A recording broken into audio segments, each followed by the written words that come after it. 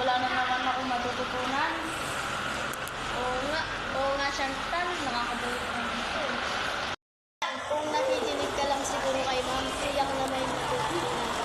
At ikaw, Glemer, dapat pagkatapos maglasa doon lang pwede maglaro. Bahala ka nga dyan, Chantal. May pinapakaralan ka naman sa amin. Ikaw, Glemery, tara, tapos tayo. Bahala kayo, pero huwag niyo sasabihin na hindi ko kayo pinatahan.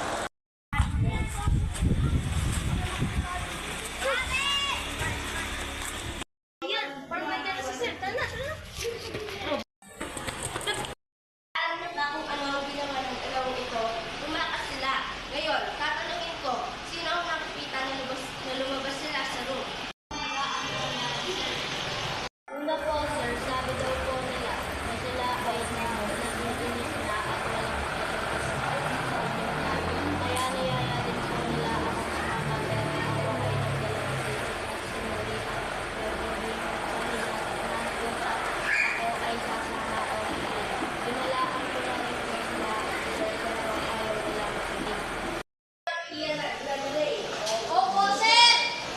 Na lang, pupuntahin nyo na lang ang mga magulang mo dito at doon tayo mag-usap ng masinsinan. Para sa iyo, Chantal, ginawa mo naman ang tamang desisyon at salamat sa pagtulong sa akin.